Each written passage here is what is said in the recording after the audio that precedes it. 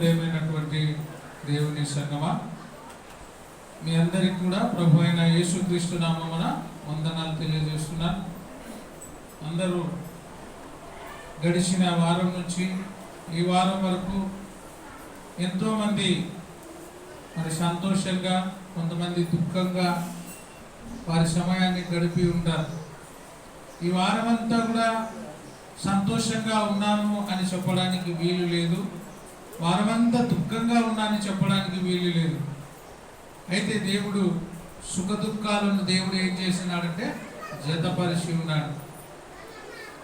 ప్రతి జీవితంలో సుఖము ఉంటుంది, దుఃఖము ఉంటుంది. అయితే అన్నిటినీ ఓర్చుకొని, సుఖమును దుఃఖమును అన్నిటినీ ఓర్చుకొని మౌనంగా మన జీవితంలో ముందుకు కొనసాగాలి. ఈరోజు మనం నేర్చుకుంటున్న అంశము నిశ్శబ్దము లేదా మౌనము అని ఈరోజు మనం నేర్చుకుంటున్నాం. నిశ్శబ్దము లేదా మౌనము, ఈ రెండింటికి అర్థం ఒకటే. స్కూల్లో కానీ ఎక్కువగా అల్లరి చేస్తున్నప్పుడు ఏం చెప్తారు? సైలెన్స్ అంటారు. సైలెన్స్ అంటే అర్థము నిశ్శబ్దం, మౌనంగా ఉండండి అని. ఒక మాట ఇంగ్లీష్లో ఏం చెప్తారంటే సైలెన్స్ ఈజ్ దే బ్యూటిఫుల్ అంటారు.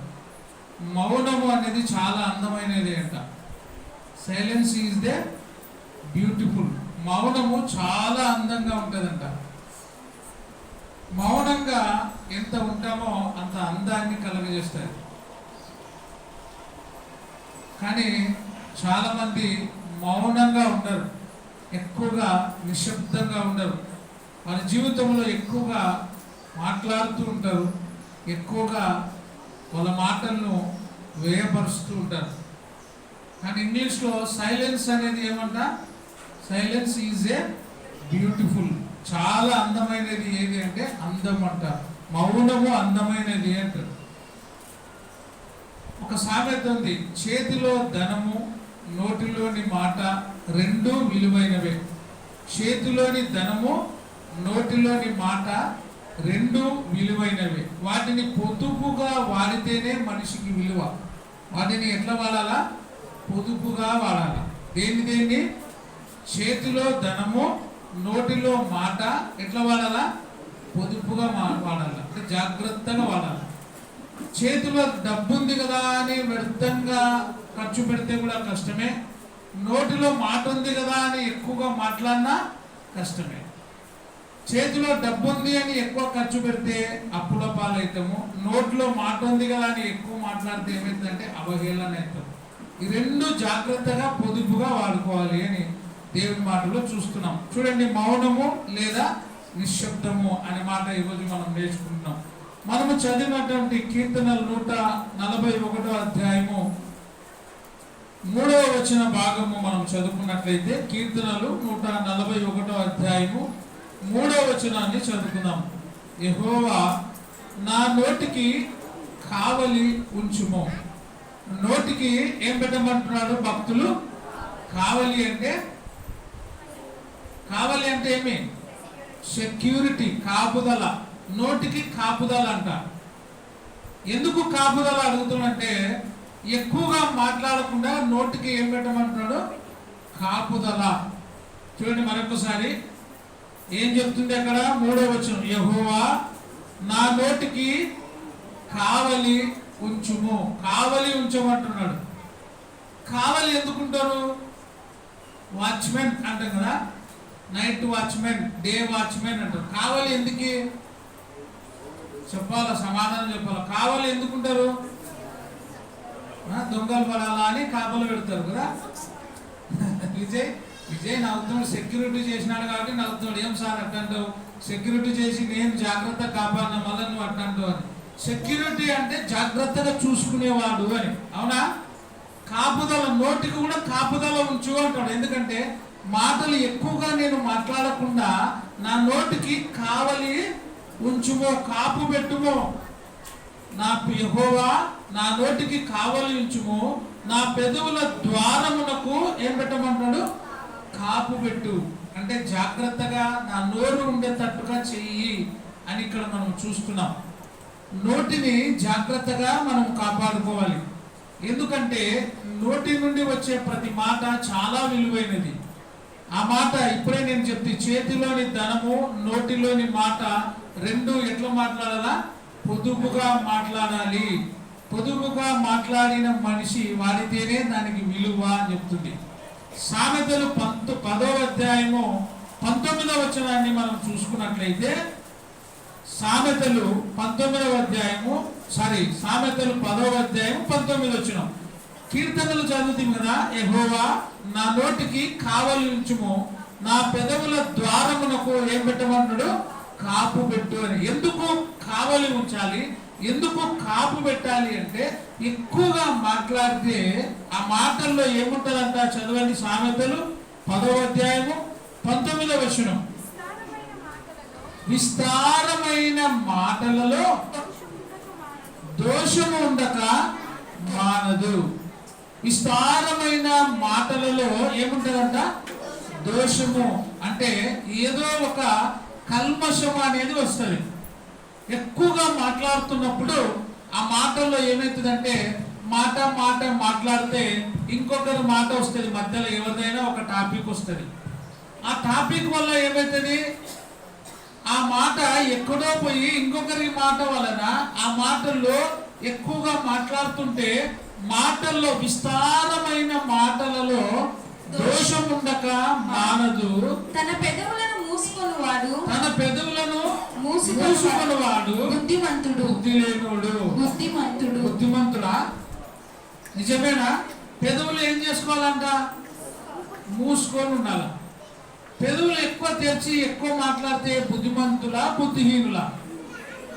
బుద్ధిమంతుడు అంటే పురుషులకిలే మాకు కాదు అనుకోవచ్చు. స్త్రీ కానీ పురుషుడు కానీ జాగ్రత్తగా పెదవులను ఏం చేయాలా? కాపాడుకోవాలి. అందుకే పై వచనములే మనం చదువుతుంది, యెహోవా నా నోటికి కావలి ఉంచుము, నా పెదవుల ద్వారమునకు కాపు పెట్టు.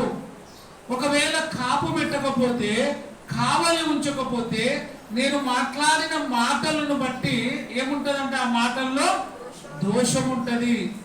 ఆ దోషము వలన ఏమవుతుందంటే అంతా కూడా కల్మషం అయిపోతుంది. మంచి మాట కూడా ఏమవుతుంది? ఎక్కువగా మాట్లాడడం వలన ఆ మాటల్లో దోషం వస్తుంది. దోషము వలన ఏమవుతుందంటే బుద్ధిహీనులుగా మారిపోతాం. అందుకే మాటలలో, విస్తారమైన మాటలలో దోషం ఉండక మానదు. తన పెదవులను, ఎవరి పెదవులు అంట? నీ పెదవులు, నా పెదవులు, ఎవరి పెదవులు వాళ్ళు ఏం చేయాలా? మూసుకొని ఉండాలి. ఎక్కువగా మాట్లాడకుండా జాగ్రత్త పడాలి. కొంతమంది అనవసరంగా మాట్లాడుతుంటారు, బయట బాగా మాట్లాడతారు, కానీ దేవుని మందిరంలోకి వచ్చినప్పుడు మళ్ళీ పెదవు మూసుకోమన్నారని పాట పాడకుండా ఉండేరు.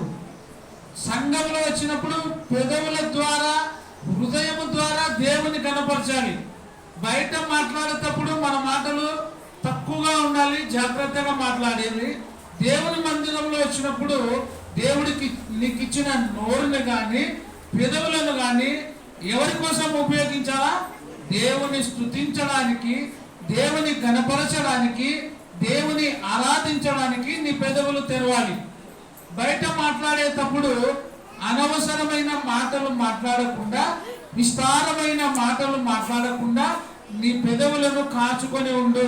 అప్పుడే నీవు నేను ఏమైతామంట? బుద్ధిమంతులుగా అవుతాము. సామెతలు 17వ అధ్యాయము 20వ వచనం. సామెతలు 17వ అధ్యాయము 20వ వచనం. కుటిల వర్తనుడు మేలు పొందడు, మూర్ఖముగా మాట్లాడువాడు కీడులో పడును. ఎక్కడ పడతాడంట? కీడులో పడతాడు. ఎవరు కీడులో పడతారు? మూర్ఖముగా మాట్లాడేవాడు. బుద్ధిమంతుడు ఎక్కువ మాట్లాడాడు, మూర్ఖుడు ఎక్కువ మాట్లాడతాడు. ఎక్కువ మాట్లాడినప్పుడు మాటలేమో చిన్న నాలుక మాట్లాడి జాగ్రత్తగా లోపలికి పోతుంది. దెబ్బలు దేనికి పడతాయి? నాలుక మీద కొడతారా? మాట్లాడేది నాలుకైతే, దెబ్బలు పడేది వీపులకి. అందుకే ఈపులు ఎప్పుడు కోరుకుంటుందంట, నోరు జాగ్రత్తగా ఉండాలా అని కోరుకుంటానంట. ఈపు ఏం కోరుకుంటుంది? నోరు జాగ్రత్తగా ఉండాలా. నాలుక జాగ్రత్తగా ఉండాలని ఎప్పుడు కోరుకుంటుందంట. ఎందుకంటే అది జాగ్రత్తగా లేకపోతే దేనికి పడతాయి? దెబ్బలు ఈపుకు పడతాయి. మంచం ఉంటుంది, మంచంలో ఏముంటాయి? నల్లులు ఉంటాయి. దెబ్బలు దేనికి పడతాయి? నల్లులకు ఫస్ట్ మంచానికే పడతాయి, తర్వాత నల్లులను చంపుతారు. కాబట్టి జాగ్రత్తగా నోటిని కాపాడుకోవాలి. కుటిల వర్తనుడు మేలు పొందడు, మూర్ఖముగా మాట్లాడువాడు దేంట్లో పడిపోతాడంట? కీడులో పడిపోతాడు.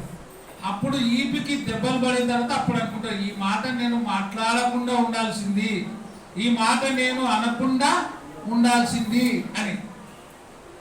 ఒక చోట నేను చాలాసార్లు మీకు చెప్పింటా, ఒక చోట ఒక చిన్న సమస్య వచ్చినప్పుడు, నేను కూడా దగ్గరే ఉంటే, చిన్న సమస్య వచ్చినప్పుడు భార్యాభర్తలు వాదులాడుకున్నారు.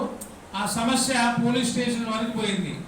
పోలీస్ స్టేషన్ పోయినప్పుడు పోలీస్ స్టేషన్ కంప్లైంట్ ఇచ్చినారు. కంప్లైంట్ ఇచ్చినప్పుడు ఆ సిఐ ఏం చేస్తున్నాడంటే బాగా కొడుతున్నాడు అతని. ఎవరిని? భార్యను కించపరిచి, భార్యని చెడ్డ మాటలాడి, భార్యని కొట్టిన వ్యక్తిని స్టేషన్లో సిఐ ఏం చేస్తున్నాడు? బాగా కింద వేసి బాగా కొడుతున్నాడు.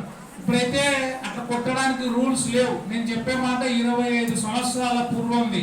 నేను దగ్గర ఉండి చూస్తున్నప్పుడు సీరియస్గా ఆయన కొడుతుంటే పక్కల కంప్లైంట్ ఇచ్చినోడు మళ్ళీ పోయి ఏమంటాడు? సార్ అంటే సిఐ కొట్టతోడు ఆపి, ఏమయ్యా అంటే, వాడు ఇంకోసారి మా పాప జోలికి రాకుండా బాగా తను సార్ అంటాడు. ఆయన కొట్టతోడు ఆపి, ఇంతసేపు నేను ఏం చేసినాను రా, అయిందన్నట్టు రా ఫస్ట్ అంటాడు. ఆయన బుస్సు వచ్చేటట్టే కొడుతున్నాడు ఆయన. మళ్ళీ వీడు మధ్యలో పోయి ఏమంటాడు? ఊరుకుండొచ్చు కదా. కొట్టేదాయనని పోయి, సార్ ఇంకొకసారి మా పాప జోలికి రాకుండా వీనికి బాగా భయం పెట్టి బాగా కొట్టు సార్ అంటాడు. ఆయన ఏం చేస్తున్నాడు? ప్రస్తుతానికి కొడుతుంటే వాడు ఏడ్చులేస్తున్నాడు. మళ్ళీ వీడిపోయి అంటలుగా ఆయన నిలబెట్టి ఈయన అన్నంటారా ముందు అని పట్టి దొబ్బుతున్నాడు. దొబ్బితే వాడు బయట కూరుకుతున్నాడు. ఇంకా అంటే ఏం మాట్లాడాలో, ఎప్పుడు ఏది చేయాలో చాలా మందికి తెలియకుండా మాట్లాడుతుంటాం. అందుకే మాటలను చాలా జాగ్రత్తగా మనము మాట్లాడాలి. అందుకే కుటిల వర్తనుడు మేలు పొందడు, మూర్ఖముగా మాట్లాడువాడు దేంట్లో పడతాడు? కీడులో పడను. సామెతలు 18వ అధ్యాయము 6-7 వచనాలు.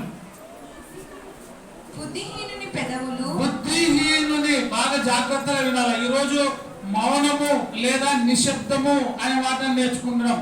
బుద్ధిహీనుని పెదవులు కలహమునకు సిద్ధముగా ఉన్నవి. ఎవరికి సిద్ధంగా ఉంటాయి? బుద్ధిహీనుడు ఏం కావాలని కోరుకుంటాడు? మన భాషలో ఏమంటారు? కొట్లాట, ఇంకా మురుట్టుగా ఎక్కువ బాగా అరిసేటోళ్ళని ఏమంటారంటే, ఆయనకి రంగు కావాలో చూడబ్బా, ఊకనే ఉండదు. ఆ మాటలు మాట్లాడి మాట్లాడి మాట్లాడి బాగానే ఉండదు ఇంతసేపు. ఆ మాట మాట్లాడి మాట్లాడి మాట్లాడి ఉంటుంటేనే ఏమైంది? ఉంటుంటేనే కొట్లాట పడా. బుద్ధిహీనుని పెదవులు దేనికి సిద్ధంగా ఉంటాయి? కలహమునకు సిద్ధముగా ఉన్నవి. దెబ్బలు కావాలని. వీరికి ఏం కావాలా? వర్షాలు కాదు. ఏం కావాలా? ఈ మధ్యలో బచ్చాలంటే కూడా ఆడుతున్నారు పిల్లలు. బచ్చము అని కొడుతున్నారు. బచ్చము అంటే ఎందుకు అట్ట కొడుతున్నా అంటే, బచ్చంలే సార్ అది అంటాడు ఒకడు. మన కింద వేసి దబా దబా కొడుతున్నాడు.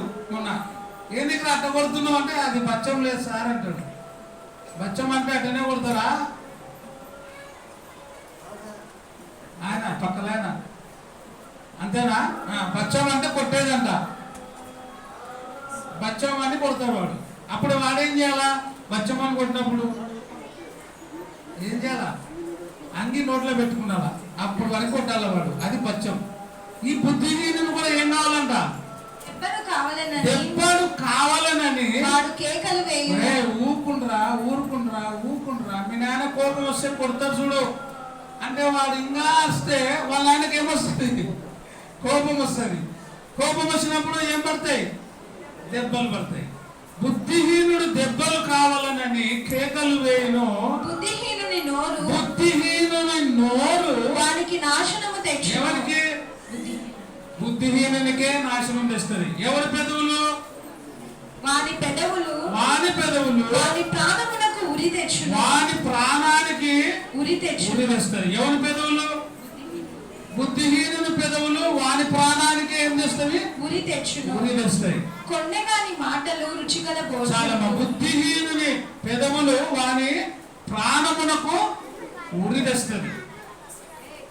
ఒక చోట నేను చదివిన, ఒక దేశంలో తప్పు చేస్తే ఇంకొక దేశస్థుడు ఇంకొక దేశంలోకి పోయి అక్కడ దొంగతనం చేసి అన్ని కాని పనులు చేసినప్పుడు ఆ దేశంలో అతనికి ఉరి శిక్ష విధించినారంట. రాజు ఏమిచ్చినాడు? ఉరి శిక్ష వేయమని ఆర్డర్ ఇచ్చినాడు. ఉరి శిక్ష వేయమని ఆర్డర్ ఇస్తే వాడిని తీసుకుపోయి కండ్లకి బట్ట కట్టి ఉరి శిక్ష వేయడానికి పెట్టినారు. తాడు వేస్తారు కదా ఉరి శిక్ష వేయడానికి. తాడు వేసి ఉరి శిక్ష వేయాలన్నప్పుడు ఏమైంది? వాని ముందు ఉరి శిక్ష వేసినవాడు చనిపోయినాడు. వీనికి గొంతు పెట్టి ఉరి వేయాలా అని అనుకున్నప్పుడు ఉరి తాడు తెగిపోయిందంట. ఏ తాడు? ఉరి తాడు తెగిపోయింది. తెగిపోతే ఆ సైనికులు ఏం చేసినారు? వానికి ఉరి వేయకుండా ఆ సమాచారాన్ని పోయి రాజుకు చెప్పినారంట. అయ్యా రాజా, మనం ఉరి వేస్తున్నప్పుడు వీనికి గొంతుకు కట్టిన తాడు ఉరి సమయంలో ఏమైంది? తెగిపోయింది.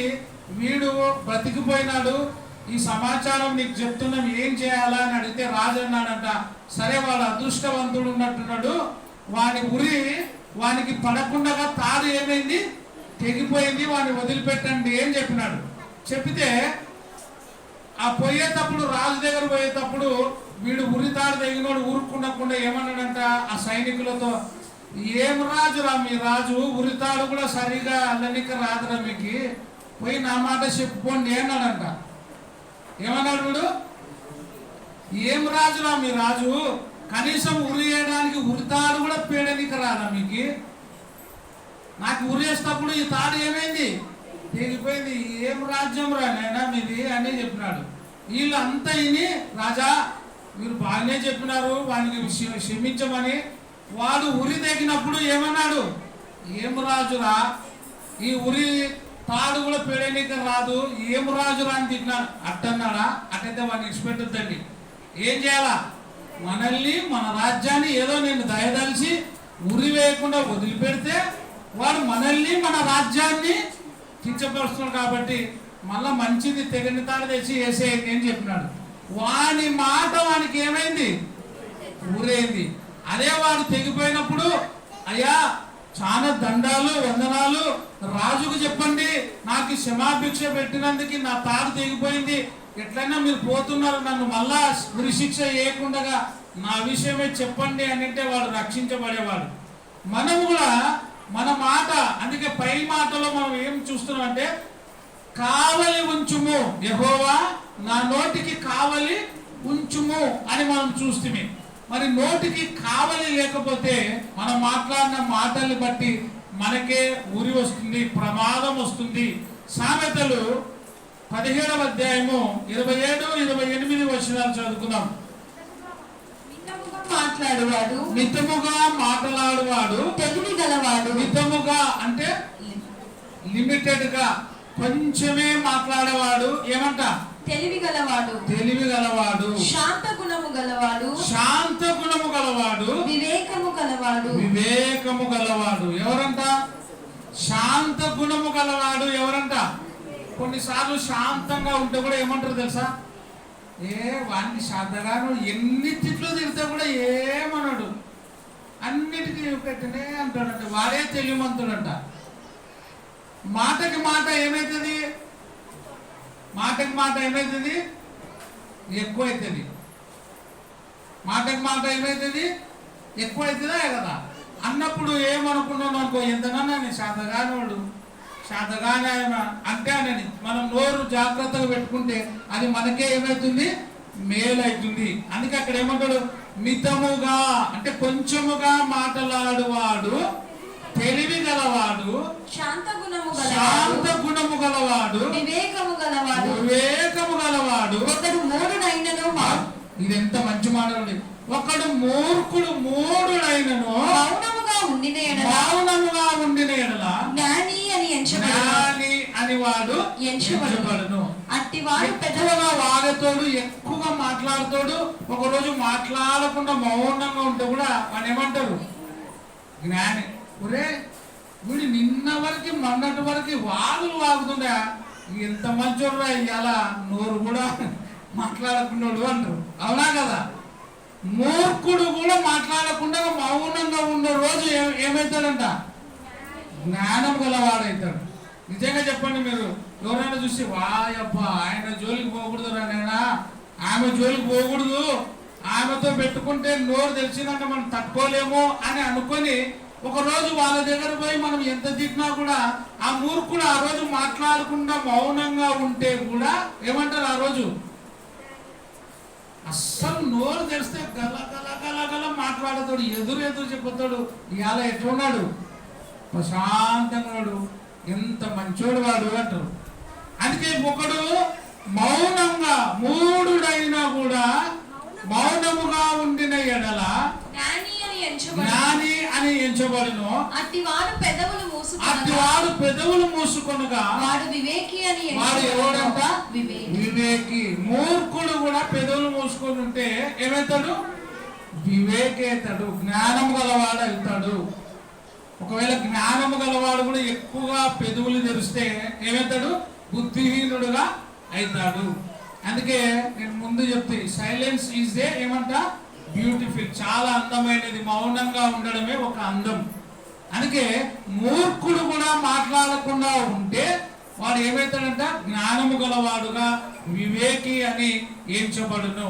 ఒకవేళ సమయానుకూలంగా మాట్లాడితే ఆ మాట ఎట్లుంటదంట? సామెతలు 25వ అధ్యాయము 11వ వచనం. సమయోచితముగా పలకబడిన మాట అంటే సమయానుకూలంగా పలికే మాట చిత్రమైన వెండి పల్లెములలో ఉంచబడిన బంగారు పండ్ల వంటిది. చిత్రమైన వెండి పల్లెములో నుంచబడిన ఏ పండ్లు అంటవి? బంగారు పండ్ల వంటిది. సమయోచితముగా, సమయానుకూలంగా, సమయ సందర్భాలను బట్టి మాట్లాడే మాట చిత్రమైన వెండి పల్లెములో నుంచబడిన బంగారు పండ్ల వంటిది అంట. అంటే సమయానుకూలంగా మాట్లాడాలి, సమయాన్ని బట్టి మాట్లాడాలి, సమయానుకూలతను బట్టి మౌనంగా ఉండాలి. ఎప్పుడూ ఎక్కువగా మాట్లాడకుండా జాగ్రత్తగా ఉండాలి. కొంతమందికి ఎక్కువగా మాట్లాడడం అలవాటు, ఒకటే మాట్లాడుతుంటారు, ఏం మాట్లాడుతున్నారో తెలియదు. నేను చాలాసార్లు ఒక ఎక్కువగా రాజు సార్తో ఉంటుంటా. ఆయన ఎవరైనా ఎప్పుడైనా కలిసినప్పుడు ఎక్కువ గడగడగడ మాట్లాడుతుంటే నాకు ఈయన బుద్ధి కాకుంటే ఏం చేయలేదు సార్, ఒకటే మాట్లాడితే ఈయన బుద్ధే కదా, మనకు అన్ని దానిలోకి వాడు ఏమన్నా బాగా అని అంతే. ఏదైనా మంచిగా చెప్పింటాడు కదా, ఒక అను, ఇంకోదా అను, ఏమి వాడు ఏమన్నా చెప్పని అను. అంటే ఏదైనా చెప్పింటాడు ఇట్లా వాడు వాడి గురించి గొప్ప చెప్తారు అను అను, లేకుంటే అను, అంతే. ఏం మాట్లాడకు. వాడే మాట్లాడి మాట్లాడి మాట్లాడి ఏం చేస్తాడు? ఒరే ఇంక తట్టలేడు అని ఎట్లా సార్ మళ్ళీ ఏం చేస్తావు అను, లేకపోతే అను, అంతే. అయిపోయా. జాగ్రత్తగా మౌనంగా చెప్పి చెప్పి ఏదో చెప్పి అంటే ఏదే అవసరమో అది చెప్పాలి. కొంతమందికి ఇంత చిన్న మాట ఎంత పెద్దగా చెప్తుంటారు తెలుసా, ఇంకా అనిపిస్తుంది కదా, ఎంత పెద్దగా నేను ఇంత చిన్నగా చెప్పేది ఇంత పెద్దగా ఇంత చుట్టూ తిరిగి వచ్చి చెప్పా అనుకుంటాం. అందుకే మౌనంగా ఉండుట మేలు. సమయోచితముగా పలకబడిన మాట చిత్రమైన వెండి పళ్ళెములో నుంచబడిన ఏ పండ్లు? బంగారు పండ్ల వంటిది. సామెతలు 15వ అధ్యాయం 23వ వచనం. సమయోచితమైన మాట ఎంత మనోహరము. సమయోచితమైన మాట ఎంత మనోహరమైనదో చూడండి. మనోహరము అంటే చాలా అందమైనది. సమయోచితముగా సందర్భాన్ని బట్టి మాట్లాడే మాట చాలా విలువైనది, మనోహరమైనది. 140వ కీర్తన 9వ వచనం.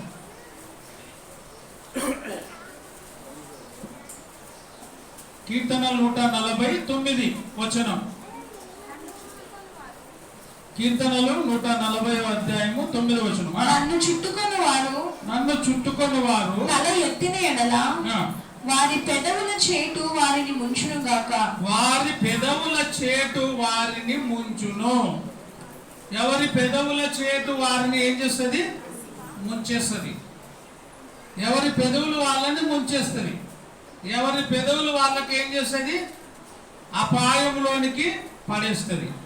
అందుకే మన పెదవులు మనము జాగ్రత్తగా పెట్టుకోవాలి. నా ఇష్టం అనకూడదు. నా నోరు నా ఇష్టం, నా పెదవులు నా ఇష్టం, నా నాలుక నా ఇష్టం అనడానికి వీలు లేదు. ఒకవేళ అట్లా అంటే వారి పెదవుల చేటు వారిని ఏం చేస్తుంది? ముంచేస్తుంది. నిన్ను ముంచేస్తుంది. అది నీ పెదవులే నిన్ను అపాయంలో పడేస్తుంది. నీ నాలుక నిన్ను అపాయంలో పడేస్తుంది. నీ ఆలోచన నిన్ను అపాయంలో పడేస్తుంది. అందుకే వారి పెదవుల చేటు వారిని ముంచునుగాక అంటుంది. మరి కీర్తన సామెతలు 13వ అధ్యాయము 3వ వచనం. తన నోరు కాచుకొనువాడు తన్ను కాపాడుకొనును. తన నోరు కాపాడుకొనువాడు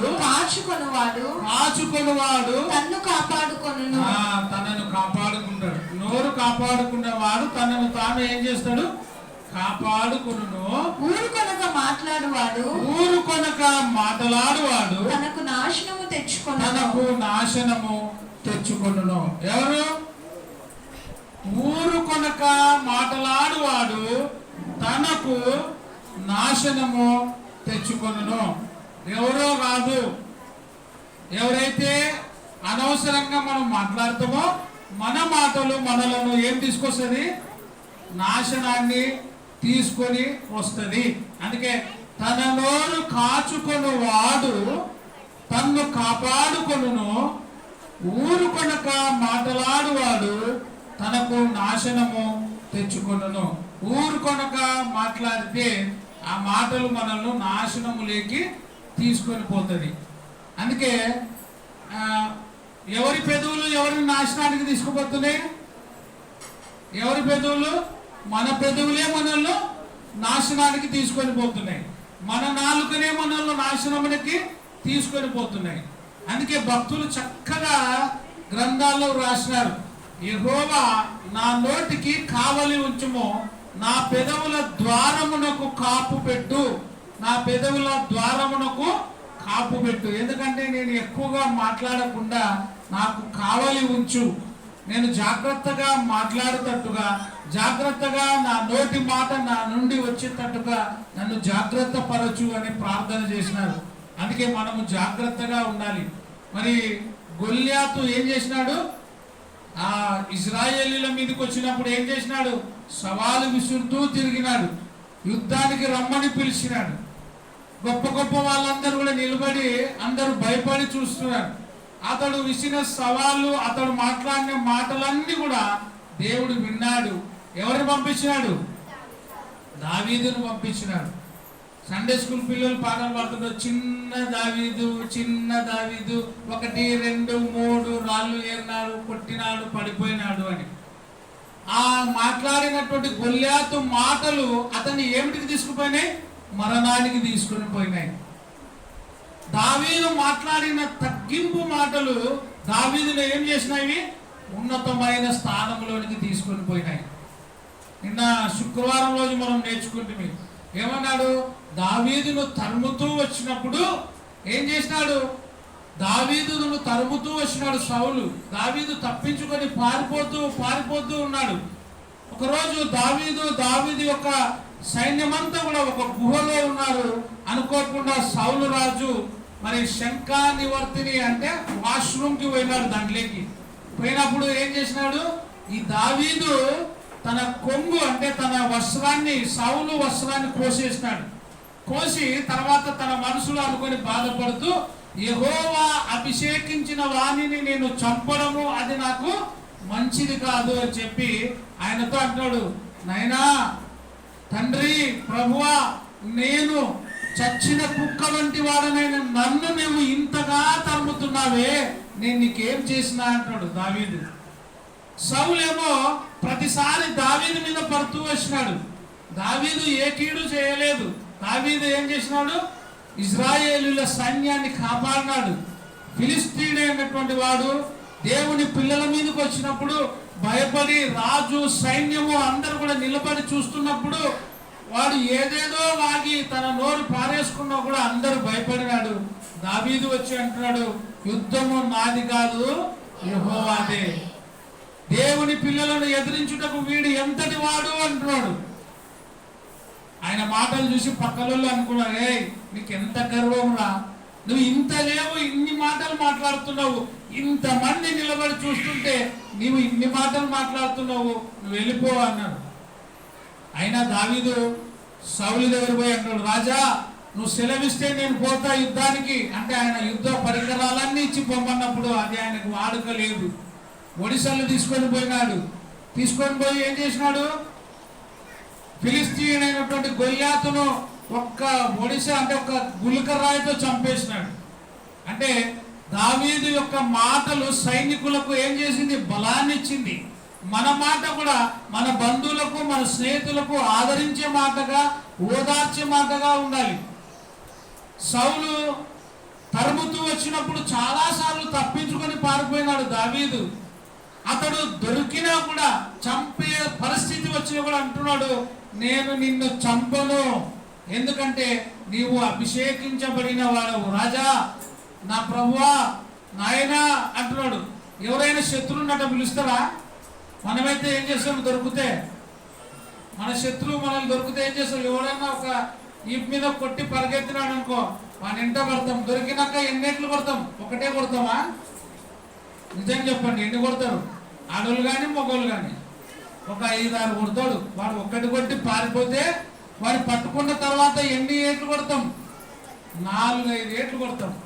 కానీ దావీదు అంటాడు, నాయనా అయ్యా నేను నిన్ను చంపను, ఎందుకంటే నువ్వు అభిషేకించబడిన వాడివి, నువ్వు వెళ్ళిపో అంటే సౌలు అంటాడు, నువ్వు ఎంత గొప్ప గుణము గలవాడివి నాయనా, నువ్వు ఆశీర్వదించబడతావు, నాకు తెలుసు నువ్వు రాజు అవుతావని నిన్ను చంపాలని నేను ప్రయత్నం చేసినా, కానీ ఈ రోజు చెప్తున్నా నా మనసులో మాట, నువ్వు ఖచ్చితంగా రాజ్యము చేస్తావు అంటాడు. కాబట్టి జాగ్రత్తగా దావీదు ఎక్కడికి పోయినా తన నోరుని అదుపులో ఉంచుకున్నాడు. ఆ దావీదు రాసిన కీర్తనలు చదివితే, ఆయన జీవిత విషాద గాథ చదివితే అడుగడుగున దావీదుకి అన్ని కష్టాలు, సమస్యలు, బాధలు వచ్చినా కూడా జాగ్రత్తగా దేవుని ప్రార్థన చేసుకుంటూ పోయినాడు. అందుకే తన నోరు కాచుకున్నవాడు తన్ను కాపాడుకొనును. ఇంకేం చేసినాడు తెలుసా దావీదు? సౌలుకి దురాత్మ పట్టినప్పుడు అంతా కూడా ఏం చేసేవాడు? సౌలుకి దురాత్మ బట్టి వేధిస్తుంటే దావీదు వీణ తీసుకొని వీణ వాయించి సౌలులో ఉండే దురాత్మను బయటికి పంపించేవాడు. ఇంత మేలు చేసినా కూడా, ఇంత గొప్పగా చేసినా కూడా ఒక్క చోట వచ్చింది. ఆడ ఎక్కడొచ్చింది? ఈ గొల్యాతును చంపినప్పుడు ప్రజలందరూ ఏమన్నారు తెలుసా? జయము జయము జయము అంటున్నారు. ఆ దావీదును ఎదుర్కొంటూ వస్తూ అంటున్నాడు, సౌలుకి 1000 కొలదియు దావీదుకు 10,000 కొలది వందనాలు అని చెప్పినారు. 1000 ఎవరికి? 1000 సౌలుకి, దావీదుకి అక్కడ పడింది. ఆహా, నేను రాజుగా ఉండి నాకు 1000 కొలది, దావీదుకి ఎన్ని? 10,000 కొలదా అని చెప్పి అప్పటి నుండి దావీదు మీద సౌలుకి విషపు చూపు కలిగెను అని ఇక్కడ ఉంటది. ఏ చూపు? విషపు చూపు. విషము కక్కుతూ ఉన్న, విషపు చూపు ఉన్న దావీదును అడుగడుగున హింసిస్తూ ఉన్న దావీదు జాగ్రత్తగా మాట్లాడుకుంటూ పోయినాడు. మిన్నల్లి వంటి వాడనైన నన్ను, చచ్చిన కుక్క వంటి వాడనైన నన్ను నువ్వు ఇంత తగ్గించుకుంటాడు కదా, ఇంతగా నువ్వు నన్ను తరుముతున్నావే, నేను నీకేం చేసినాను అని అడుగుతున్నాడు. నిజంగా మన మాట మనల్ని కాపాడుతుంది. ఆ దావీదు యొక్క తగ్గింపే దావీదుని రాజుగా చేసింది. సామెతలు 15వ అధ్యాయం 28వ వచనం చదువుకున్నట్టయితే, భక్తిహీనుల నోరు చెడ్డ మాటలు కుమ్మరించును. చదువు తప్పిత సామెతలు 15:28. నీతిమంతుని మనస్సు యుక్తమైన ప్రత్యుత్తరం ఇచ్చుటకు ప్రయత్నించును. అంటే మంచిగా ప్రత్యుత్తరం ఇవ్వడానికి ప్రయత్నం చేస్తుంది. భక్తిహీనుల నోరు చెడ్డ మాటలు కుమ్మరించడం అంటే ఏమి? చిలకరించడం అంటే ఏమి? కుమ్మరించడం అంటే ఏమి? చిలకరించడం అంటే ఏంది? బాగా తెలుసు ఆడవాళ్ళకి. చిలకరింపు అంటే కొంచెం కదా. కుమ్మరియడం అంటే ఒకటేసారి పోయడమే. చిలకరించడం అంటే కొంచెం ఇట్లా చిలకరిస్తారు. అంటే మన వాళ్ళు ఆడవాళ్ళు పొద్దున నీళ్లు కొడతారు కదా, కల్లాపు కొడతారు, అది చిన్నకరించడం. కుమ్మరిస్తాడంట. ఏమి? భక్తిహీనుల నోరు చెడ్డ మాటలు ఒకటేసారి కుమ్మరించినట్ట, కుండ నీళ్ళు ఒకటేసారి పోసినట్టు వస్తారనమాట. ఎవడు పట్టలేడు ఆ మాటలు. ఇంకా ఆ మాటలు మాట్లాడుతున్నప్పుడు ఎవరిని మాట్లాడుతున్నామో కూడా తెలియదు. ఆ నోటి నుండి వచ్చే దుర్భాషలు భయంకరంగా ఉంటాయన్నమాట. చాలా వరకు తల్లిదండ్రులను చెడ్డ మాటలే, భార్యను చెడ్డ మాటలే, భర్తను చెడ్డ మాటలే. నోరు తెరిస్తే అన్ని ఏ మాటలు? చెడ్డ మాటలే. స్వీట్ వాయిస్ అంటారు కదా, ఆ మాటలు చెడ్డవి కాదు, మంచి వాళ్ళకి. ఆ మాటలు మాట్లాడితేనే నిద్ర వస్తుంది. తాగినోడికి తాగితే ఎంత బాగా నిద్ర వస్తుందో, చెడ్డ మాటలు పలకతోడికి రోజు ఆ మాటలు నోటి నుంచి వస్తేనే హాయిగా ఉంటుంది. అందుకే ఏమంటాడు ఇక్కడ? భక్తిహీనుల నోరు చెడ్డ మాటలు కుమ్మరించడం అంటే ఒకేసారి కుమ్మరిస్తాడంట. సామెతలు 16:28. మూర్ఖుడు కలహము పుట్టించును, కొండెగాడు మిత్రభేదము మధ్యలో వీడు వచ్చాయి. ఎవడు? కొండెగాడు. పాపం ఏమన్నా అంటున్నా ఏమనుకుంటాడు ఒకడు, పక్కలో అంటాడు సాధగానోడా, వాడంతా చెప్తుంటే ఒక్క మాట నవ్వు అని నేర్పిస్తాడు. వీడెవడు? కొండెగా ఉంటాడు, పైకి లేపుతుంటాడు వాడిని. మండేటప్పుడు అది బాగా మండడం తక్కువ అయితే ఏం చేస్తారు? కట్టెలు పెడుతుండ్రు కదా. అప్పుడు కట్టెలు పెడతాప్పుడు ఏం చేస్తుండే? మంట బాగా రావాలని పాట పాడినావా? కట్టెలు పెట్టినప్పుడు మంట తక్కువైందనుకో ఏం చేస్తుండే? మంట రాకుంటే ఏమై చెప్పు, గట్టిగా చెప్పు. సిగ్గుపడుతుంది. ఊదుతారు కదా, ఊదకుండ్రి. ఒకటి ఉంటుండే ఇంట్లో, ఇప్పుడు కనబడకుండా ఊరింట్లో. దానికి ఒక పేరు మళ్ళా అది ఊదన పోయి పెట్టి ఊదేది. అది పెడితే బాగా మంట మండుతుందని. ఈ కొండగాడు కూడా అట్టుంటాడు. పక్కనోళ్ళు నేర్పించేతోళ్ళు వీళ్ళని ఏమంటారు? కొండెగాడు. అందుకే మూర్ఖుడు కలహము పుట్టించును, కొండెగాడు మిత్రభేదము చేయును. కొండెగాడు అంటే ఇక్కడ మాటలు అక్కడ, అక్కడ మాటలు ఇక్కడ. కొంతమందికి అదే పనే ఉంటది, ఏం పనిలే. వాళ్ళ ఇంటి మాటలు వాళ్ళ ఇంటి మీద ధ్యాస ఉండదు, వేరేళ్ళ మీద ధ్యాస. ఎవరెవరు ఏం మాట్లాడుతున్నారో అని అదే ధ్యాసనే. ఇంకా ఆమె ఏం మాట్లాడిందో తెలుసా అంటే పాపం ఈమెకి ఏం తెలియదు. అడిగిని ఇక్కడ అనిపిస్తుంది మంట. అయిపోయా అది బగ కత్తిరేమంత అంటే ఇంకా నాగలక్ష్మమ్మ పెద్ద కర్రనకే బాగా తెలుసు ఆయనకే. ఎందుకంటే బిడిలో పని చేసి అదే ఆకు పెట్టి వండుతుంది. ఉందా మేడ? వచ్చిలేదా ఈరోజు? వచ్చిందా? మహేందర్ బాగా తెలుసు కదా, నువ్వు కూడా చూస్తావు. ఆ మంట ఏమంట? అది బీడీల నాగరాజయ్య గారు కూడా బాగా తెలుసు. బీడీలో ఆకు పెడితే భలే మంట, అది తొందరగా అంటుకుంటుంది. ఈ కొండగాని మాటలు కూడా అట్లా ఉంటాయి అనమాట. ఎంతైనా అంటించేది పోయేది. అవతల ఏమన్నా కానీ వీడు ప్రశాంతంగా ఉండాలి. వీళ్ళు కొంతమంది ఇల్లు వేరే తగలబడుతుంటే ఆనందపడినట్టు అనమాట. ఆ ఇల్లు తగలబడుతుంది లేదు, మా ఇల్లు బాగుంటే చాలా ఆ ఇల్లు ఏమన్నా కానీ తగలబడినా ఏం కాదు, పగలబడినా ఏం కాదు. అందుకే మూర్ఖుడు కలహము పుట్టించును, కొండగాడు మిత్రభేదము చేయును అని మాట్లాడుతుంది. 17వ అధ్యాయం 14 వచనం సామెతలు. కలహారంభము ఇది చాలా ఇంపార్టెంట్. కలహారంభము నీటి గట్టున పుట్టు ఊట. నీటి గట్టున పుట్టు ఊట. ఊట అంటే గట్టు మీద పుట్టేటువంటి ఊట వివాదము అధికము కాకముందే దాన్ని విడిచిపెట్టు. దాన్ని విడిచిపెట్టు. ఎక్కువ కాకముందే దాన్ని ఏం చేయాలా? వివాదము అధికము కాకముందే దాన్ని విడిచిపెట్టాలా. స్టార్ట్ అయినప్పుడే దాన్ని మానేయాల. అంటే ఎవరో ఒకరు ఏం కావాలా?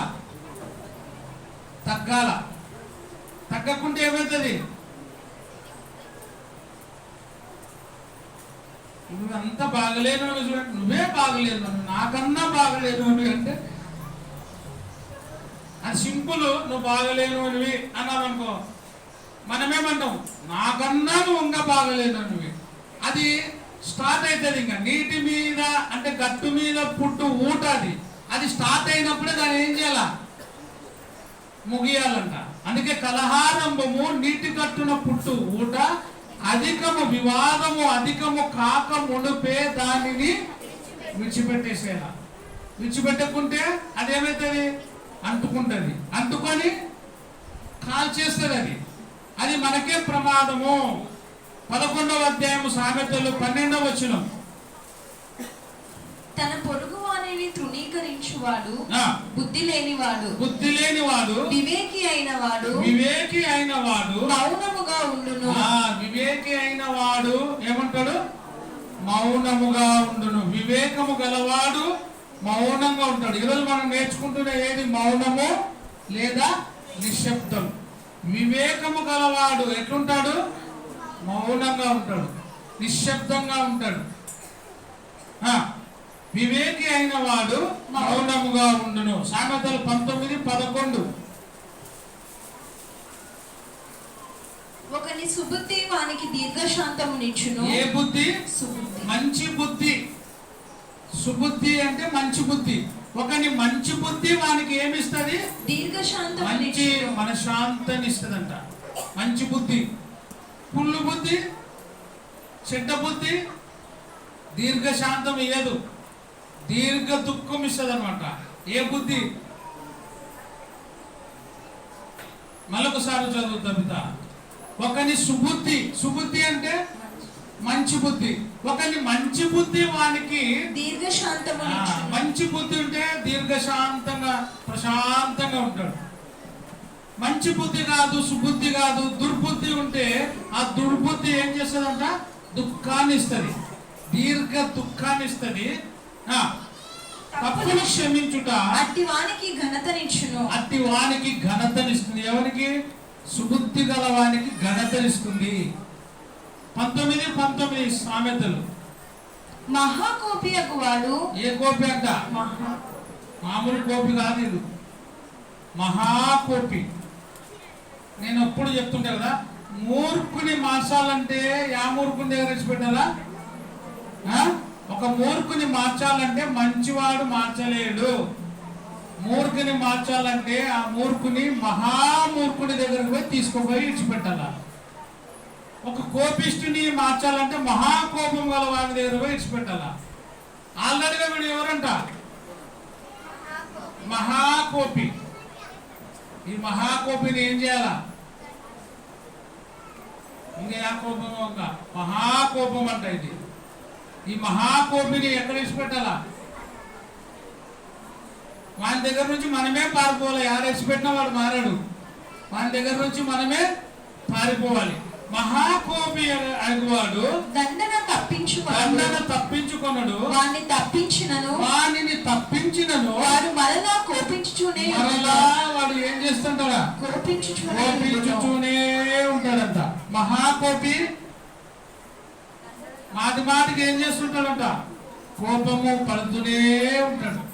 మహాకోపి అయిన వాడు వానికి దండన వచ్చినప్పుడు వాడిని తప్పించినా కూడా వాడు మరలా కోపించుచూనే ఉండను. చివరిగా ఒక మాట చదువుకొని ముగించుకున్నాం. 21వ అధ్యాయము సామెతలు 23వ వచనం. డబ్బుని బంగారుని జాగ్రత్తగా కాపాడుకున్నవాడు తన ప్రాణమును కాపాడుకును. నోటిని కాదా? ఏముంది ఇక్కడ? నోటిని నాలుకను భద్రము చేసుకునివాడు నోటిని నాలుకను భద్రము చేసుకునివాడు. భద్రం చేసుకోవాలా. బీరువలు కాదు, మన ఇంట్లో ఉండే బీరువలు కాదు, మన ఇంట్లో ఉండే లాకర్లు కాదు భద్రంగా చేసుకునేది. దేని భద్రం చేసుకోవాలా? నోటిని నాలుకను భద్రము చేసుకునివాడు శ్రమల నుండి తన ప్రాణమును కాపాడుకుంటాడు. దేని భద్రం చేసుకోవాలా? ఇప్పటి నుంచి భద్రం చేసుకోవాలి. దేనిని? నోటిని నాలుకను భద్రం చేసుకొని వాడు శ్రమల నుండి తన ప్రాణమును కాపాడుకుంటాడు. కాబట్టి మనము జాగ్రత్తగా ఉండాలంటే, మన ప్రాణం కాపాడుకోవాలంటే నోటిని నాలుకను భద్రంగా కాపాడుకొని మౌనంగా ఉండి నిశ్శబ్దంగా ఉండి దేవుని సన్నిధిలో మనం గడిపితే, దేవుని ఆరాధిస్తే దేవుడు మనల్ని మన జీవితంలో ఇంకా దినదినము 30ంతలుగా 60ంతలుగా 100ంతలుగా దేవుడు దీవించి ఆశీర్వదించి మన కుటుంబాలను మేలుతో నింపుతాడు అని వాక్య భాగం ద్వారా తెలియజేస్తూ ముగిస్తున్నాను. అందరికీ వందనాలు. Thank you.